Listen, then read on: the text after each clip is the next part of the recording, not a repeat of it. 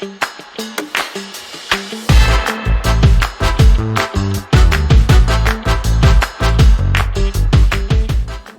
on Unbreakable Spirit, Catherine and I are exploring resilience, the ability to bounce back and thrive despite life's challenges. Resilience is essential in navigating the ups and downs we all face, and it starts with understanding our past experiences and how they shape our responses. That's right. Building resilience requires a growth mindset.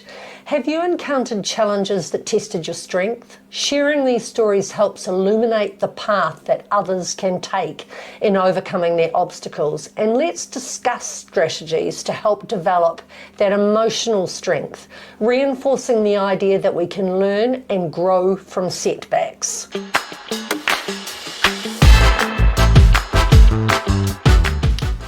Well, Christine, it's fair to say that you and I have built over and over multiple lifetimes of banked resilience. We often talk about how I look around and I say, I'm all built up now, move along. However, I know I will get through the adversity.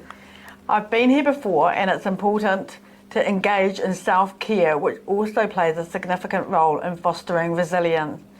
Prioritising your physical, emotional and mental health helps you remain grounded even when life gets tough.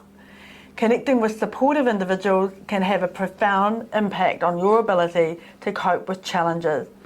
It's also important to celebrate small victories along the way, and recognising that progress helps us appreciate how far we've come building that resilience muscle.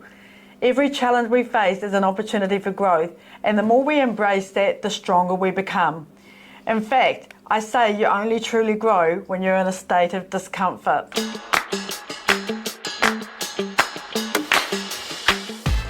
So Christine, what a topic. We've been talking about resilience for a while. How do you define resilience in your own life? Resilience is the ability to get through and survive. To get through and thrive is the ultimate, but that often takes a period of time. And looking back at my worst part of my life of having to have that resilience, or probably the worst part, to thrive took some time afterwards, but I survived. When other people wouldn't have, I survived. So it's about bouncing back and learning from those experiences. And absolutely. Do we learn? Yes, I think we do learn. As long as we can say, I played a part in this. You know, even though that's painful, you've got to recognise your own part. And you've said it to me often, I think we've said it to each other. Nothing is ever totally somebody else's fault. But there are situations where you are the victim. There absolutely are. And you still need to look and think, what could I have done to make it better? Is there anything I could have done to change that? Because I don't want this to happen to me again. But it is at the end of the day getting through it, surviving it, and then going on to do great things after it. And you and I both know you can.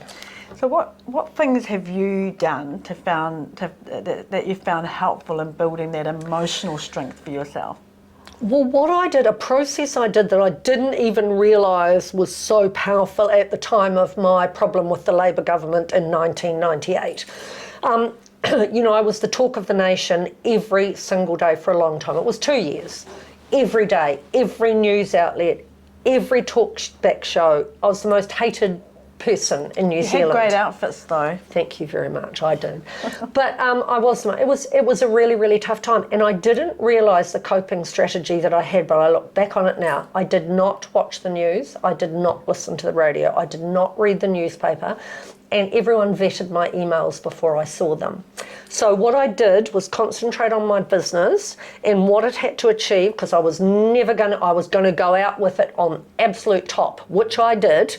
I concentrated on the business, I concentrated on those 6,000 staff I had. I loved them, I was involved with them, I looked after them, and I blocked out the rest. Now every day somebody would be sent to me to give me a message about how ghastly I was, and I had to cope with that. But I did not ever read what people were saying about me. And you know what, Catherine, there was no social media then. What would have happened to me had there been social media? I often wonder that. Could I have resisted looking at it? Because blocking it out helped me to survive the most appalling experience that just about anyone could have. It's really horrible when people spit on you, say the most disgusting things to you on the street. And, you know, because I was a public servant, I wasn't allowed to fight back. I was told I was allowed to say nothing. Now, I pushed that quite hard. I used to rebel, which might surprise you, but not very much. I was a public servant and I took it really seriously. But that blocking out worked for me in that circumstance. And I think when anyone has a situation where they're coming for you, you've still got to produce whatever you've got to produce. And if you can concentrate on that and block out the stuff that sits around it, it is one of the most powerful things you can do. Yeah, look, I absolutely agree. I mean, I absolutely have a power of conviction to focus on what I need to focus on. I don't feel the adversity, but I have a conviction, and you know, I've had some absolutely travesty situations being brought about who I am and what I've done by not responding. I've not fueled it, but when it's come to a head, I've gone in with all the facts and all the information that, you know, those people have been absolutely sorry for doing what they've done. And when I say sorry, I've had to do that to ensure that I keep my brand intact, because people do try to leverage your adversity to gain for their own personal selves, and it's a shame. It's a shame that people do that. So it's interesting. I said to you in a previous podcast, you know, I was a watcher as I was growing up. But as I've got old, abused children are watchers. They're very watchful, yeah, and they become very intuitive. And I remember a psychologist telling me that. And yes, I have sought help.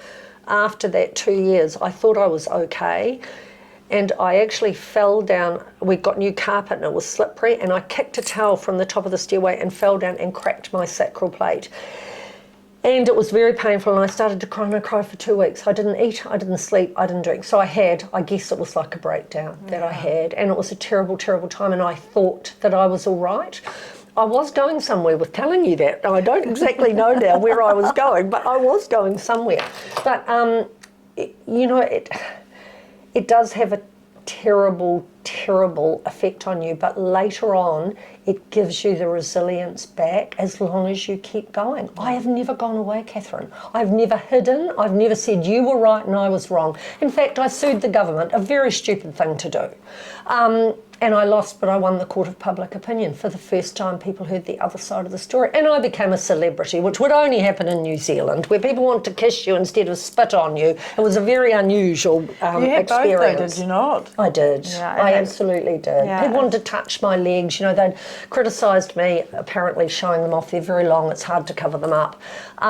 But they used to want to touch my legs, and they'd want to kiss me and rub my arm. And it was like I was real. People would scream on the street when they saw me. It was the weirdest thing, having had bullets with my name carved into them and a police protection squad of my own because they really thought someone was going to kill me. I was then hailed as, I don't know what, Catherine, I still don't know what. Well, maybe if we'd turned into a Republican, you could have been the new president of New Zealand. But oh, look, I can tell you. I mean, I know the depths of despair. I remember sitting on my couch, and I just was sinking and sinking, and it was almost like I felt something just lift me up, and it was like, you need to get off the couch, Catherine. If you don't get off the couch, you're going to be staying here forever. Yeah. And I can't tell you what it was, because it was just the most sinking feeling. I felt like I was in a void. And I literally got off that couch, Christine, and I went out to my garage and I got on the treadmill and I started running. I was a bit like Forrest Gump. Really? And I just ran and ran and ran and ran and ran. And that's literally what I did for the next 12 months to get me through, was just really solidly concentrated on exercise. And people said to me, oh my God, you look amazing. And that would have fed the recovery. Absolutely. Absolutely fed the recovery. And, you know, without having done that, I just really think that life would have been very different for me. And yeah, so that was a big resilience shift Do you think there is a difference in response to certain circumstances, like a marriage breakup or a long relationship breakup can be utterly, well, usually is, utterly and absolutely devastating. And the way you respond from that, is that different to the way you respond from something horrible happening to your work or to your business or a public thing that you've got to go through because of your work? Do you think that's a different recovery process? Well, having gone through both of them, because I was also in the public domain as well as going through a marriage breakup, I really think that there's similar. And it was the mechanisms that I had to put. Like if I think about my marriage breakup, I was getting an influx of emails that were having an effect on me. It's similarly like reading about things about me that were not true in the public domain. And like you, I had to put mechanisms in place. So dealing with the stuff that was in the public domain, I, like you, had to switch off and not look at it. The same way with emails coming in to do with a separation or a breakup or whatever. What I did, and some really sound advice I got given, was put those emails in a box and go to that box when you're ready. You don't need to read everything as it comes in. You go to it when it's ready. I call it my Pandora's box. You put the lid on and you leave it there till you're ready. I think that is a really good thing. Being able to compartmentalise, is that the word? Things being able to put in your mind also in a box. Because a recent thing which you know about that I've been through that really once again nearly sent me to the edge, and it was I'd been employed by the charity that you knew that didn't pay me, and it was a matter of principle, and it was an absolutely terrible process that went on for years where I was the victim once again, which I hate that word, but that caused me an anxiety that was completely different than the last time. I can't explain it to you. It was just... And I found it really hard to put that in the box, but I got back into the habit of putting it in the box. It did jump out towards the end, and I had a really tough time for several weeks. Probably do have every time I think about it now. It was just so unjust and awful. But do you know the other thing you learn, and a lawyer said it to me recently, justice is nothing to do with the law.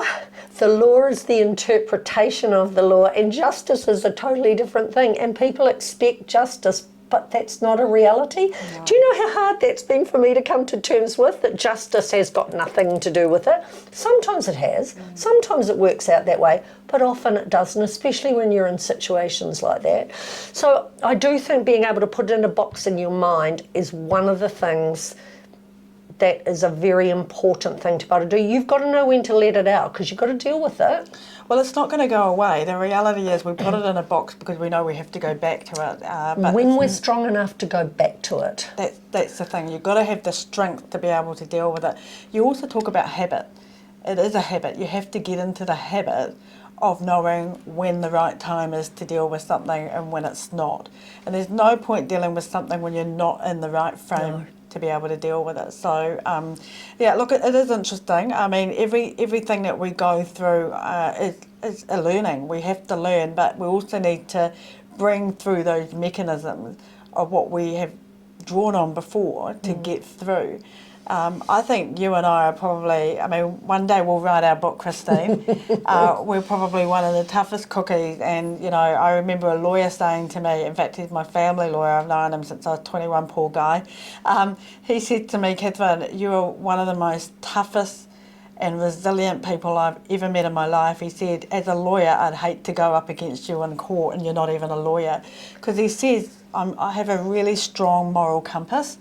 And, you know, as I said to you before about watching as I was growing, while I was watching, I was building and building and building my moral compass to set me on the course of where I needed to go, which is why I have a solid conviction. And you talk about justice, so I want to laugh about justice because I think I've watched too many movies to have a perception about justice.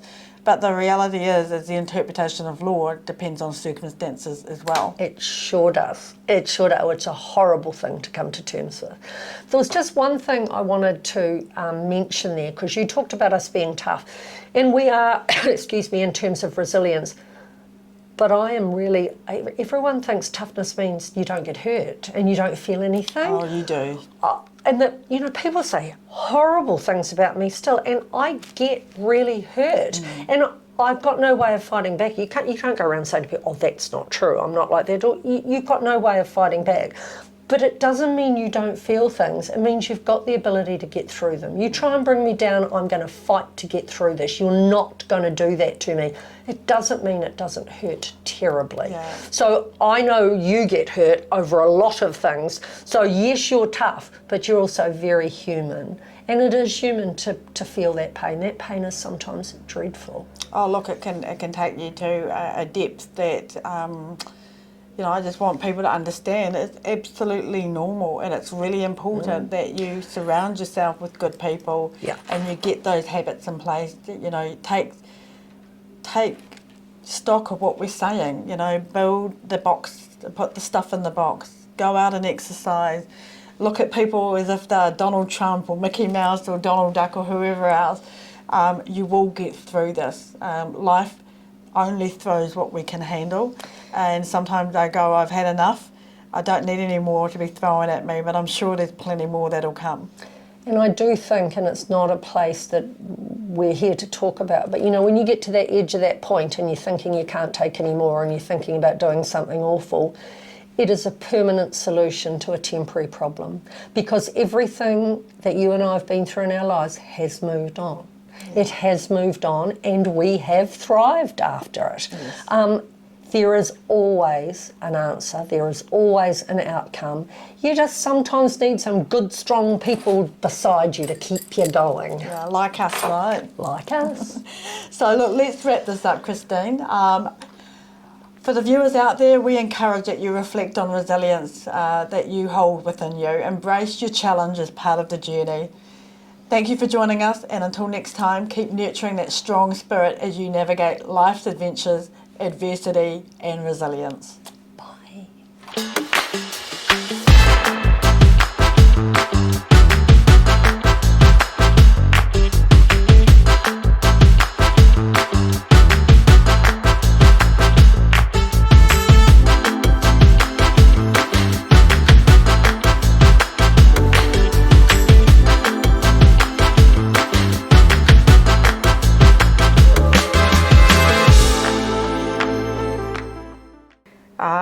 Back in 2013, sitting on my couch, and I felt the couch falling below me. I felt like I was sinking, and I couldn't move. It's like being stuck in the mud, but you just cannot move. And I don't know what made me do it, but in a moment of actually falling into the, I don't know, into that big hole. That hole. I was going to say into the, what's it? Abyss. Pardon?